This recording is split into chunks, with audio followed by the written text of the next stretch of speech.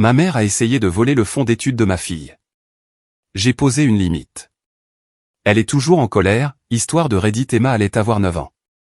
9 ans. L'âge où l'on est encore assez jeune pour penser que ses parents ont réponse à tout, mais assez grand pour commencer à réaliser que ce n'est pas le cas. Elle voulait une fête sur le thème des princesses, ce qui signifiait que mon ex-femme et moi avions passé la meilleure partie du samedi après-midi à accrocher des serpentins roses sur toutes les surfaces disponibles et à essayer de convaincre 12 fillettes de 9 ans que c'était, d'une manière ou d'une autre, l'expérience la plus magique de leur vie. Ça marchait, pour la plupart. Il y avait du gâteau. Il y avait de la pizza.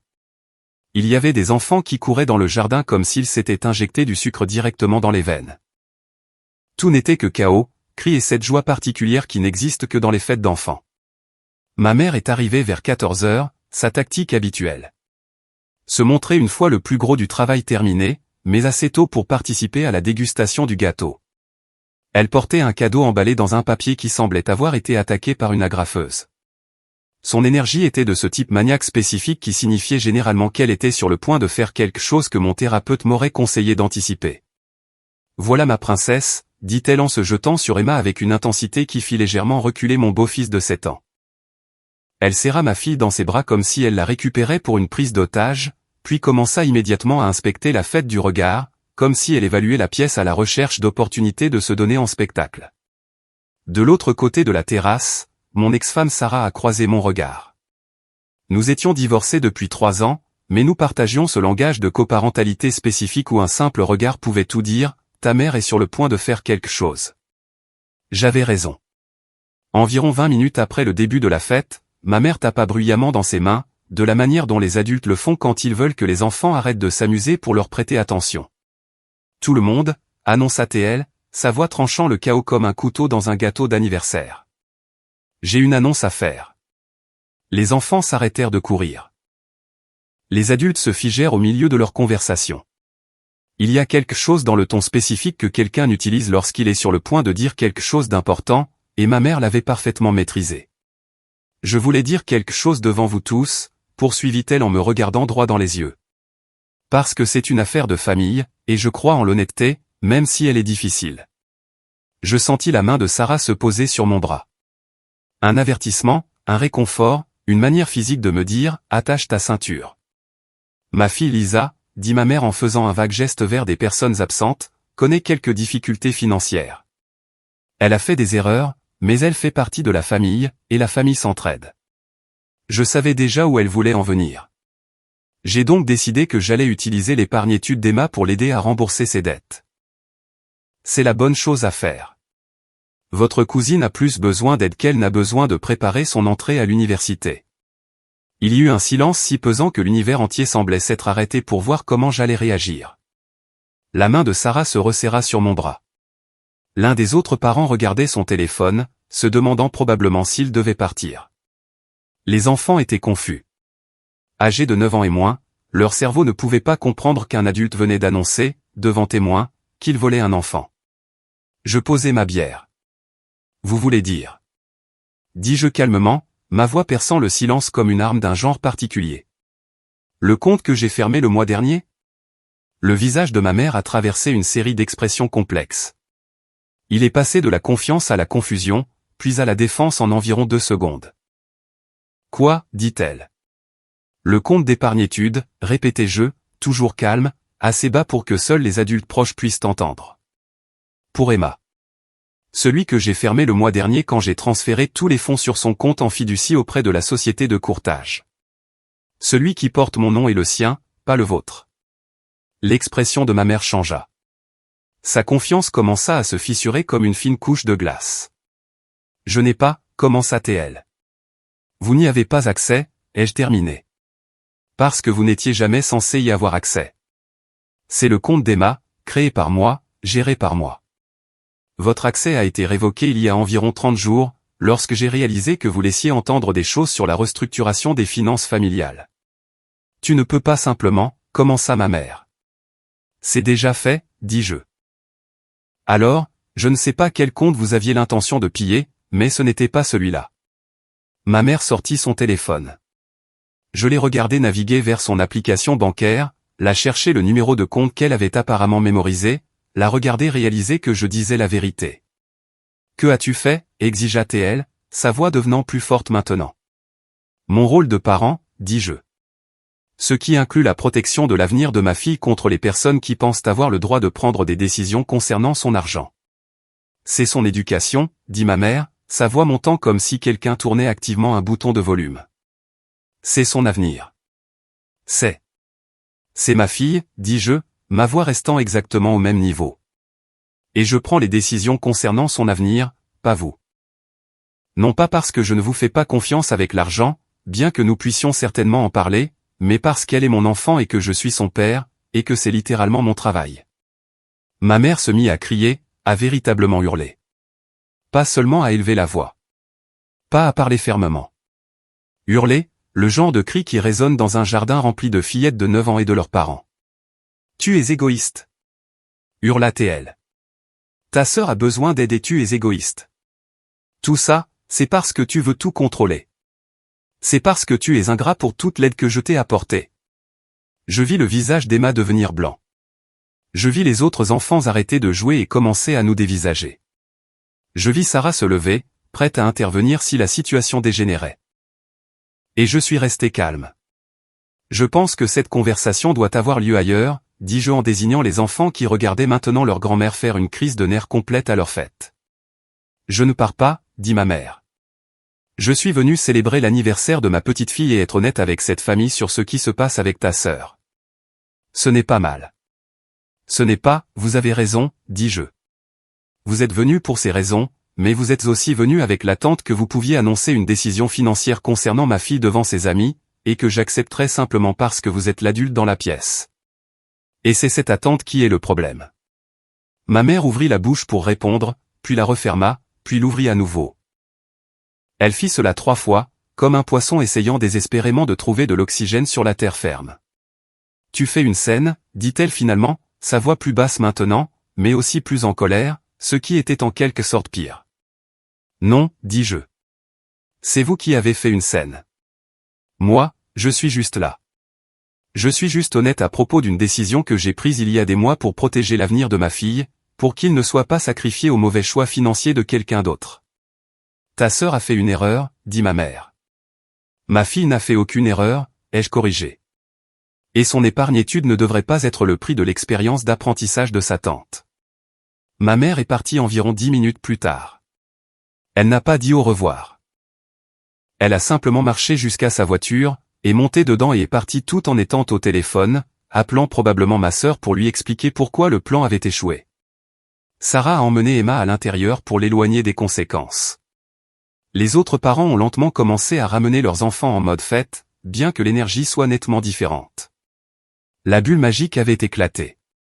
L'illusion que les adultes avaient tout compris avait été brisée devant une bande d'enfants de 9 ans. Je suis resté sur la terrasse, finissant ma bière et essayant de digérer ce qui venait de se passer. Ma mère avait, devant témoin, essayé de prendre l'épargne-études de ma fille pour la rediriger vers les dettes de ma sœur. Et quand elle avait réalisé qu'elle ne pouvait pas le faire parce que j'avais déjà protégé le compte, elle m'avait crié dessus en me traitant d'égoïste. Le renversement des rôles était si complet que c'en était presque vertigineux. Ce soir-là, une fois la fête terminée et les enfants au lit, Sarah et moi étions assis sur le porche arrière avec du vin au lieu de la bière. Tu savais qu'elle allait faire ça, dit Sarah. Ce n'était pas une question. Je m'en doutais, dis-je. Depuis 6 mois, elle fait des commentaires sur le fait que Lisa a besoin d'aide, que la famille devrait se sacrifier pour la famille, qu'Emma a toute la vie devant elle, mais que Lisa n'a que ce moment. Alors, tu lui as tendu un piège, dit Sarah. J'ai protégé ma fille, dis-je. Si vous voulez appeler ça un piège, soit. Je ne te critique pas, dit Sarah. J'observe simplement que tu as vu ça venir et que tu t'y es préparé.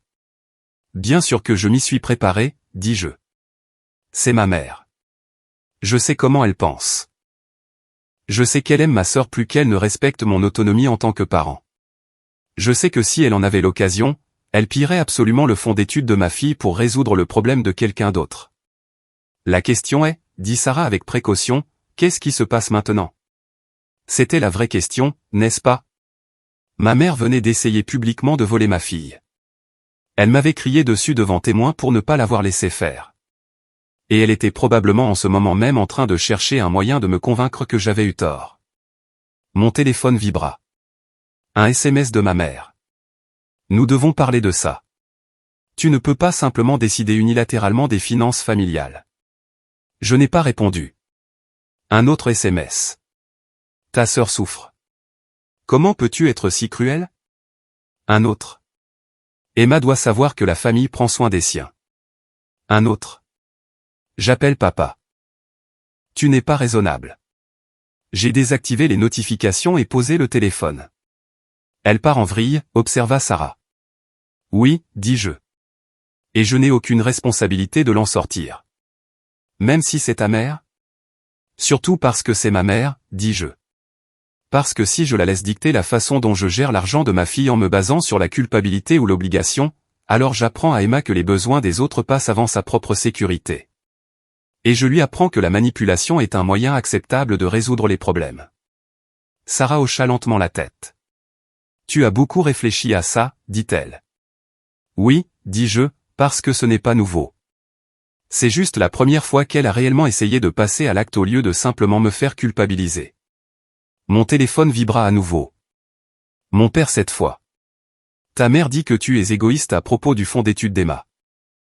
Qu'est-ce qui se passe? Je l'ai appelé au lieu de répondre par SMS.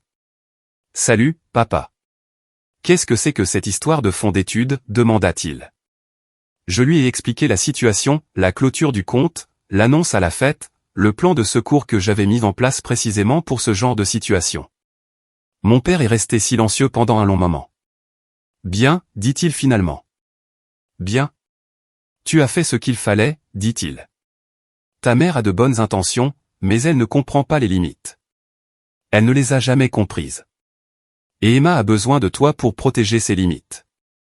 Maman est en colère contre moi, dis-je. Bien sûr qu'elle l'est, dit mon père. Mais ça lui passera. Et tu dormiras mieux la nuit en sachant que l'avenir de ta fille est protégé. Il avait raison. Je dormirai mieux. Je dormais déjà mieux rien qu'en sachant que ma mère ne pouvait pas toucher à ce compte, même si elle essayait. Ma mère ne m'a pas appelé pendant 3 jours après la fête d'anniversaire. Au lieu de cela, elle a appelé tout le monde. Mon père a eu une version où j'étais un enfant égoïste qui ne comprenait pas la loyauté familiale. Ma sœur Lisa a eu une version où j'essayais de ruiner sa vie en refusant de l'aider dans sa crise. Mon frère a eu une version où j'étais en pleine crise de pouvoir à cause du divorce. Mes cousins ont apparemment eu une version où je comptais les points et étais vindicatif à propos de griefs familiaux passés. La seule version qui était réellement vraie que j'avais pris une décision financière concernant l'argent de ma propre fille pour le protéger d'être redirigé pour résoudre le problème de quelqu'un d'autre était en quelque sorte le récit le moins convaincant. Au 3e jour, une conversation de groupe familial que je n'avais pas vue active depuis des mois a soudainement explosé. Ma tante Jennifer, j'ai entendu ce qui s'est passé à la fête d'Emma. Ce n'est pas comme ça qu'on fait les choses dans cette famille. Mon cousin Michael, c'est assez dur d'embarrasser ta mère comme ça devant d'autres personnes. Mon oncle Robert, ta mère essayait d'aider quelqu'un. Tu aurais pu gérer ça en privé. Personne ne se demandait pourquoi ma mère se sentait en droit de disposer de l'argent de ma fille. Personne ne se demandait s'il était approprié pour elle d'annoncer une décision financière concernant mon enfant sans me consulter. Ils acceptaient simplement la prémisse que j'avais fait quelque chose de mal en refusant. Je n'ai répondu à aucun d'entre eux. Le 4e jour, ma mère a appelé. Nous devons parler, dit-elle, sa voix adoptant ce ton qui semble calme mais aussi furieux. D'accord, dis-je. Pas au téléphone, poursuivit-elle. En personne. Ce week-end. Tu vas venir à la maison et nous allons avoir une vraie conversation sur la façon dont tu m'as traité. Je voulais lui demander ce que j'avais fait qui nécessitait un traitement différent, mais je savais déjà comment cette conversation se déroulerait. Elle énumérerait ses griefs. Elle parlerait de mon ingratitude. Elle évoquerait les fois où je l'avais déçue. Elle ferait en sorte que cela concerne mon caractère plutôt que la décision spécifique que j'avais prise. À quelle heure, ai-je demandé. Dimanche. 14 heures, dit-elle. Et ne viens pas avec des excuses. Dimanche à 14 heures, j'étais assis dans le salon de ma mère avec un café que je ne voulais pas et cette angoisse spécifique qui vient quand on sait qu'on est sur le point de se faire sermonner par quelqu'un qui ne veut pas écouter. Ma mère était assise en face de moi. Mon père était positionné avec soin sur le canapé, dans ce que j'ai reconnu comme la position du territoire neutre. Il a croisé mon regard une seconde. J'y ai vu de la sympathie. Il savait ce qui allait arriver. Je veux comprendre, commença ma mère. Ce que j'ai fait de si terrible pour que tu ressentes le besoin de m'humilier devant une salle pleine de gens. Vous avez annoncé que vous alliez utiliser l'épargne-étude de ma fille sans me le demander, dis-je calmement. C'est ce qui s'est passé. J'essayais d'aider ma fille, dit-elle. J'essayais d'être une bonne mère et une bonne sœur. J'essayais de montrer que la famille passe avant tout. Mais vous l'avez fait en prenant une décision sur l'argent de ma fille, dis-je, sans me consulter, sans me demander si j'étais d'accord. Vous l'avez juste annoncé comme si c'était une affaire conclue. Parce que je savais que tu dirais non, dit ma mère. Et voilà. L'aveu qu'elle savait que ce qu'elle faisait était mal, mais qu'elle avait décidé de le faire quand même. Exact, dis-je. Vous saviez que je dirais non parce que prendre le fonds d'études de votre petite fille pour payer les dettes de votre fille n'est pas une demande raisonnable. Alors, au lieu de faire la demande, vous avez juste annoncé la décision en espérant que je ne m'y opposerais pas, ce n'est pas juste, dit ma mère. J'essayais d'aider Lisa. Elle souffre. Elle a fait des erreurs, mais elle reste de la famille. Je ne suis pas en désaccord avec ça, dis-je. Lisa fait partie de la famille, et si vous voulez l'aider, c'est votre choix. Mais vous l'aidez avec votre propre argent, pas avec le fonds d'études d'Emma. Ce n'est pas que le mien, dit ma mère. C'est une affaire de famille. Ta fille profite de cette famille, de la façon dont nous prenons soin les uns des autres. Et elle en profitera, dis-je. Je prends soin d'elle. Mais cela ne signifie pas qu'elle doit son fonds d'études à des personnes qui ont pris de mauvaises décisions financières. Ma mère se leva. Tu es sans cœur, dit-elle. Tu as toujours été sans cœur. Même enfant, tu n'as jamais compris l'importance du sacrifice familial. Je le comprends très bien, dis-je en restant assis. Je comprends que le sacrifice ne doit pas provenir du fonds d'études d'une enfant de 9 ans. Je comprends que Lisa est une adulte et que ses problèmes financiers ne sont pas la responsabilité d'Emma. Ta sœur est noyée sous les dettes, dit ma mère, sa voix s'élevant. Noyée, et tu ne veux même pas aider. Je veux bien aider, dis-je. Je peux te donner de l'argent. Je peux l'aider à établir un budget. Je peux la mettre en contact avec un conseiller financier. Mais ce que je ne ferai pas, c'est te laisser piller l'avenir de ma fille pour résoudre la crise financière d'un adulte. Ça, ce n'est pas aider, dit ma mère. C'est être moralisateur. Non, dis-je. C'est être un parent. C'est protéger les intérêts de mon enfant au lieu de les sacrifier pour rendre la vie de quelqu'un d'autre plus facile. Mon père se racla la gorge. Je pense que ce avec quoi ta mère a du mal, dit-il avec précaution, c'est que tu as pris cette décision unilatéralement, sans en discuter avec personne. J'en ai discuté avec mon thérapeute, dis-je. J'en ai discuté avec Sarah. J'en ai discuté avec moi-même. J'ai fermé le compte qui était à mon nom, avec mon argent, que j'avais cotisé pour le bien de ma fille. Quelle discussion avais-je besoin d'avoir avec ma mère? Tu aurais pu venir nous voir, dit ma mère. Tu aurais pu demander. Tu aurais pu nous faire confiance pour prendre la bonne décision. Basé sur quoi, ai-je demandé? Sur le fait que vous avez essayé de prendre une décision financière majeure concernant ma fille sans me consulter? Cela ne semble pas être une preuve que je devrais vous faire confiance avec son argent. Ma mère se rassit.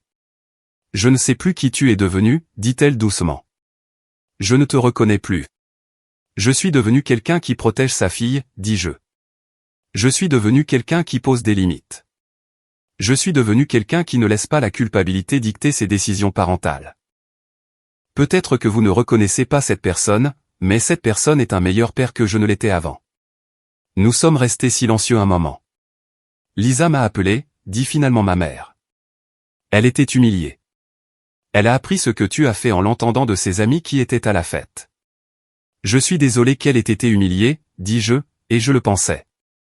Mais ce n'est pas ma responsabilité de gérer ça. Ma responsabilité, c'est de protéger ma fille et de prendre des décisions financières saines pour son avenir. Même si cela te coûte ta relation avec ta mère, demanda ma mère. C'était la menace, n'est-ce pas? Si tu ne fais pas ce que je veux, je te forcerai à choisir entre être un bon parent et avoir une mère. Si vous dites que je dois choisir entre protéger Emma et garder votre approbation, dis-je, alors je choisirai Emma à chaque fois, sans hésitation, pour le reste de ma vie. Le visage de ma mère se décomposa un peu. Ce n'est pas ce que je dis, dit-elle.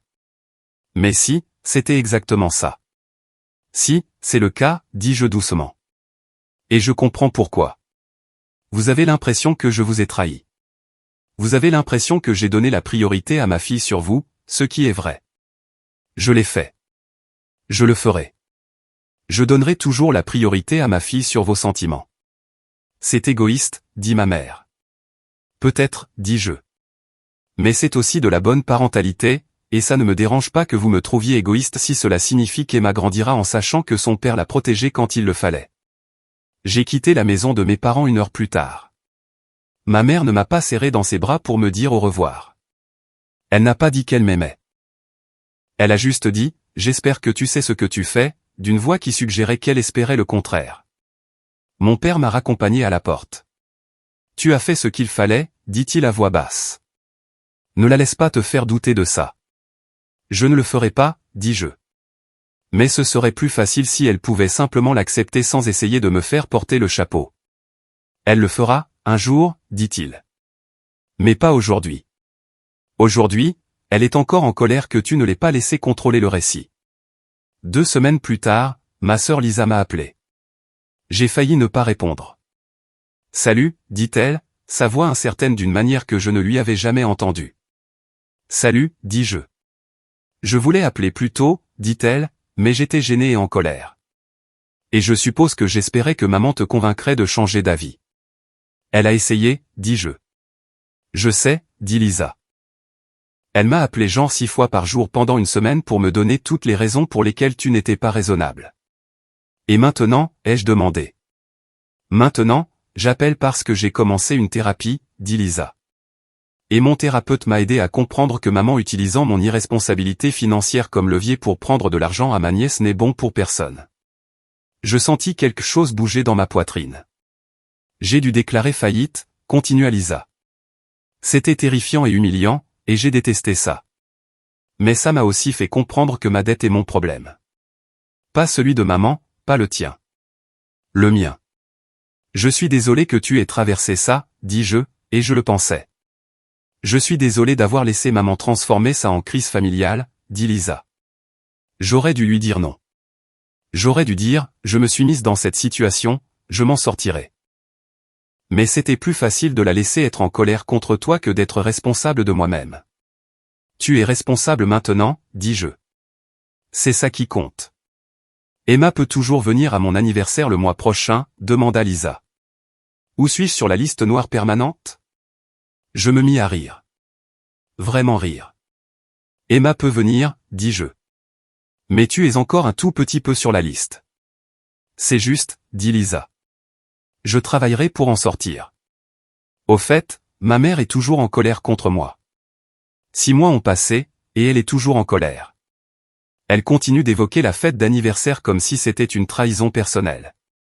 Elle continue de dire que j'ai mal géré la situation et que j'aurais dû venir la voir en privé. Mais elle n'essaie plus de prendre l'argent d'Emma. Elle n'annonce plus de plan pour piller son fonds d'études. Elle a appris, par une amère expérience, qu'il y a des limites que je ne franchirai pas. Emma aime toujours sa grand-mère, va toujours chez elle le samedi, l'appelle toujours pour parler de l'école, des livres et des choses qui comptent pour une enfant de 9 ans. Mais elle sait aussi, à un certain niveau, que sa grand-mère a essayé de prendre quelque chose qui lui appartenait et que son père l'en a empêché. C'est la vraie leçon, je pense. Pas que la famille est importante, pas que les limites sont importantes, mais que parfois, faire ce qui est juste vous coûte quelque chose. Et le faire quand même quand c'est difficile, est ce qui compte vraiment. 3 mois après la réunion de famille, ma mère s'est présentée à l'école d'Emma. Pas pour la récupérer. Pas pour une raison légitime. Elle est juste apparue sur le parking pendant que j'attendais qu'Emma sorte. Nous devons parler, dit-elle à travers la vitre de la voiture.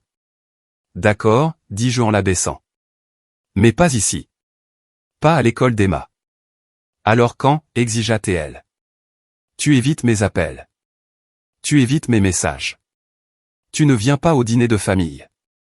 Parce qu'à chaque fois que je le fais, la conversation se transforme en une tentative de votre part de me convaincre que j'avais tort à propos du fonds d'études, dis-je. Parce que tu avais tort, dit-elle sèchement. Tu as pris une décision unilatérale sur les finances familiales, et tu ne veux même pas t'excuser. Ce n'était pas une décision familiale, dis-je. C'était ma décision concernant l'argent de ma fille. Ce sont deux choses différentes. Tu sais quel est ton problème, dit ma mère, sa voix devenant acérée. Tu te crois si intelligent. Tu te crois si juste. Mais tu es juste isolé et en colère, et tu punis cette famille de ne pas soutenir tes illusions. Mes illusions ont obtenu un contrat d'édition de 2,8 millions d'euros et ont figuré sur la liste des best-sellers du New York Times, dis-je d'un ton neutre. Oh, attendez, ça c'était l'autre gars. L'auteur divorcé de la tournée de promotion. Pas moi. Je suis le gars qui protège le fonds d'études de sa fille.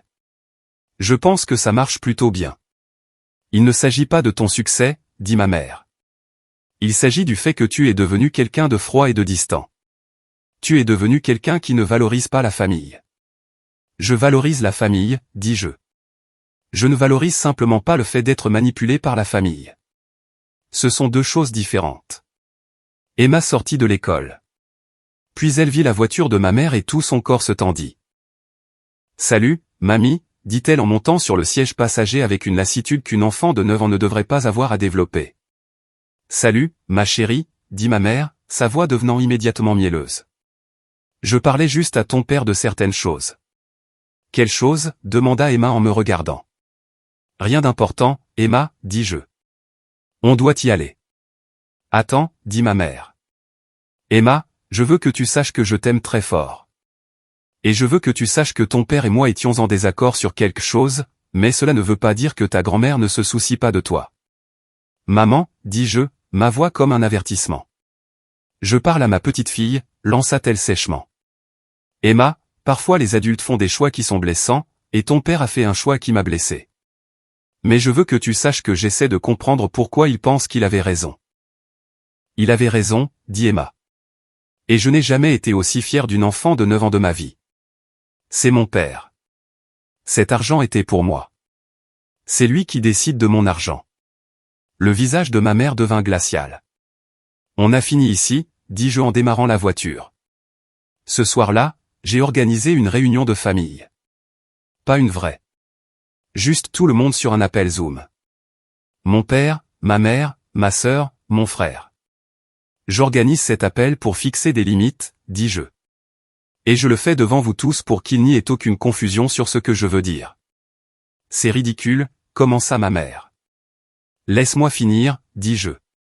J'ai essayé d'être raisonnable. J'ai essayé d'expliquer mes décisions. J'ai essayé d'avoir des conversations sur pourquoi j'ai fait ce que j'ai fait, mais rien de tout cela ne fonctionne parce que vous continuez tous à attendre que je change d'avis. Nous n'attendons pas que tu changes d'avis, dit mon père. Nous pensons juste. Vous vous êtes présenté à l'école de ma fille, dis-je en regardant ma mère droit dans les yeux. Vous avez essayé d'utiliser Emma comme médiatrice dans notre conflit. Vous lui avez dit que je vous avais blessé en protégeant son propre argent. Ça dépasse les bornes. Ma mère commença à protester.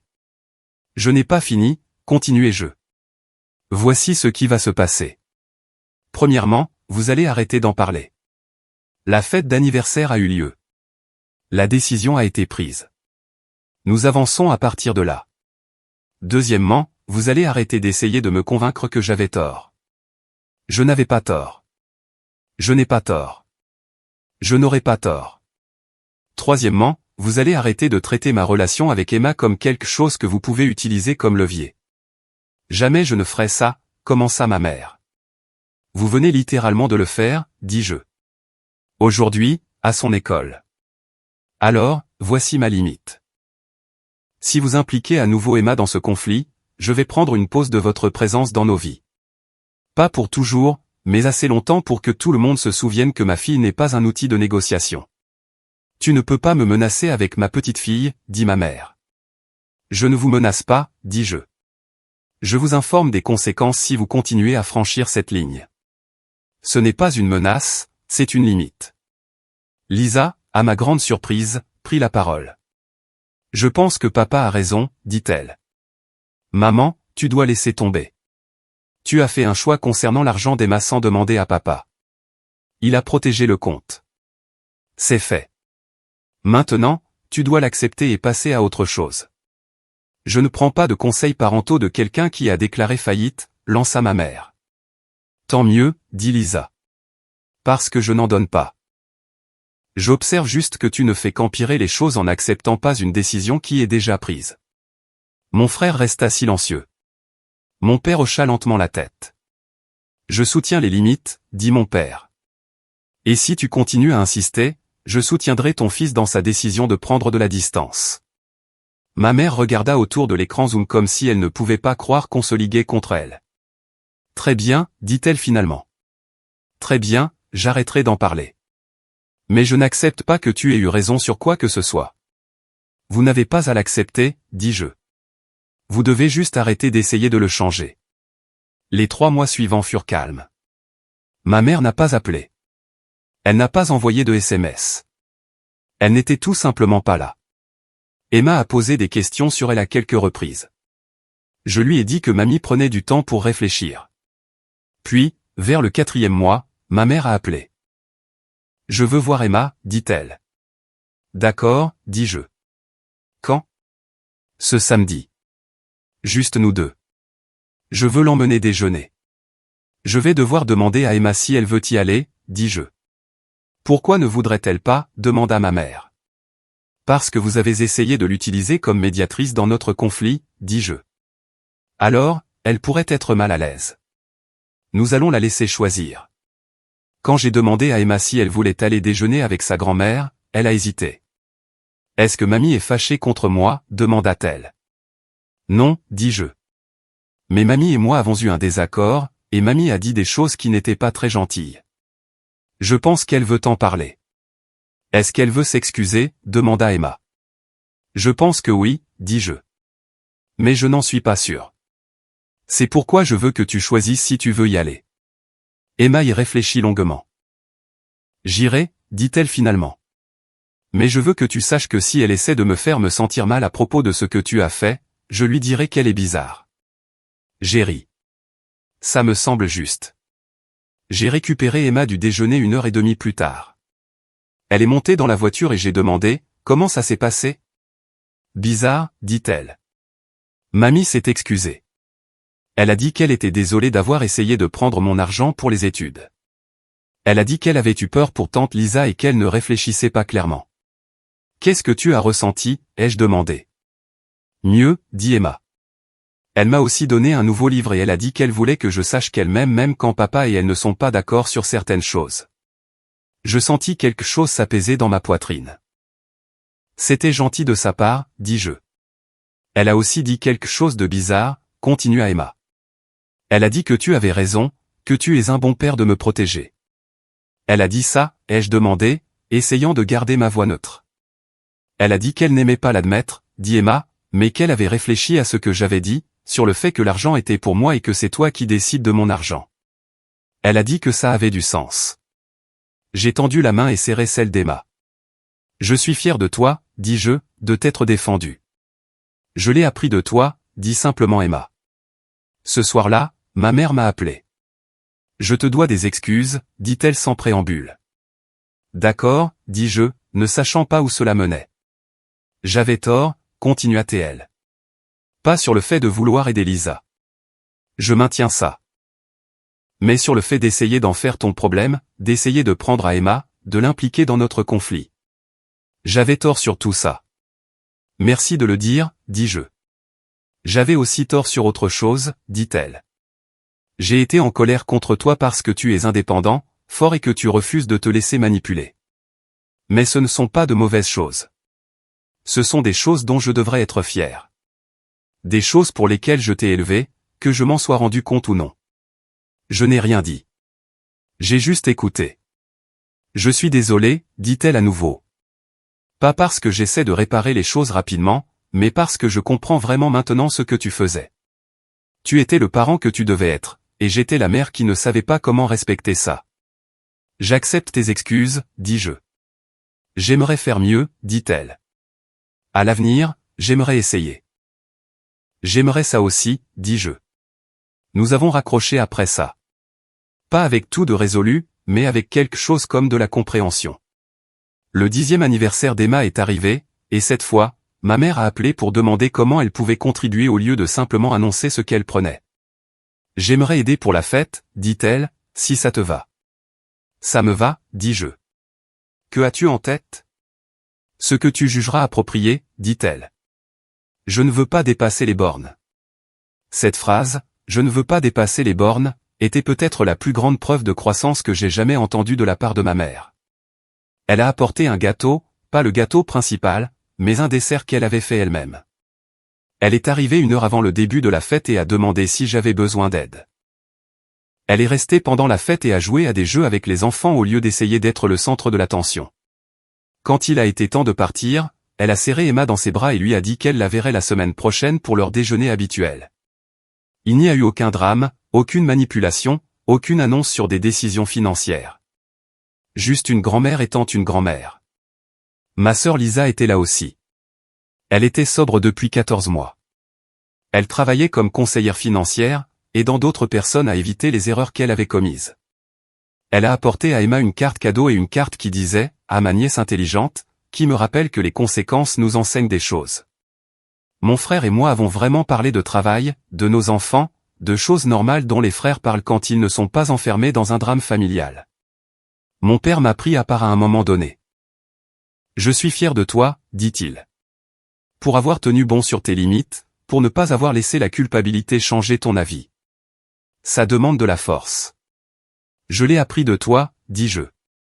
Il sourit. Je ne suis pas sûr de mériter ce crédit, mais je le prends. Le fonds d'études est toujours là, croissant tranquillement. Emma est au courant maintenant. Elle sait que son père l'a protégé quand quelqu'un a essayé de le prendre. Elle sait que parfois, aimer sa famille signifie leur dire non. C'est peut-être la chose la plus importante qu'elle ait apprise. Non pas que la famille a toujours raison, mais que se protéger soi-même et les gens que l'on aime n'est pas égoïste. C'est nécessaire. Ma mère et moi avons encore nos différends. Elle pense toujours que je devrais être plus indulgent. Je pense toujours qu'elle devrait être plus respectueuse des limites. Mais nous avons trouvé un terrain d'entente où nous avons tous les deux le droit d'avoir raison sur certaines choses et tort sur d'autres. C'est ça la famille, je pense. Pas une harmonie parfaite, pas une approbation inconditionnelle, mais des gens qui vous connaissent et qui restent malgré tout. Des gens qui peuvent admettre qu'ils ont tort. Des gens qui peuvent dire « je suis désolé » et le penser. Des gens qui peuvent apprendre. Ma mère a beaucoup appris au cours de l'année écoulée. Sur ce que signifie respecter la parentalité de quelqu'un. Sur ce que signifie avoir des limites et les accepter réellement.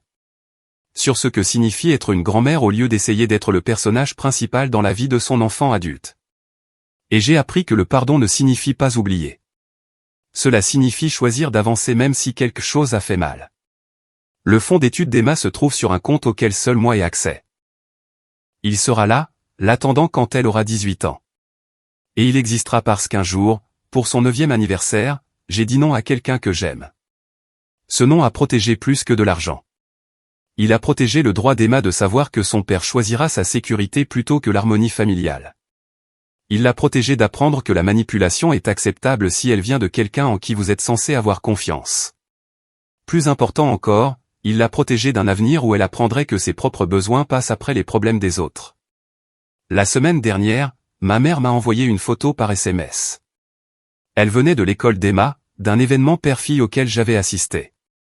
Ma mère avait apparemment obtenu la photo d'un autre parent. Sur la photo, Emma me tient la main. Elle me regarde comme si j'avais décroché la lune pour elle. Je la regarde comme si elle était la chose la plus importante au monde. Le SMS de ma mère disait « C'est ce que je vois maintenant. C'est ça que je protégeais quand j'essayais de te donner son argent. Pas l'argent. Ça, toi étant son père. Je suis désolé que ça m'ait pris si longtemps à comprendre que tu faisais déjà exactement ça. Je n'ai pas répondu avec des mots. Je lui ai juste renvoyé un emoji cœur. Parce que parfois, c'est suffisant. Parfois, un cœur est tout ce dont on a besoin pour dire « je te pardonne, je te comprends, et nous allons nous en sortir, tout à la fois ». Le fonds d'études continue de croître. Emma est toujours protégée. Ma mère continue d'apprendre. Ma famille est toujours compliquée. Mais nous allons mieux maintenant. Pas parfait, mais mieux. Et j'ai appris que mieux, C'est parfois tout ce qu'on peut demander.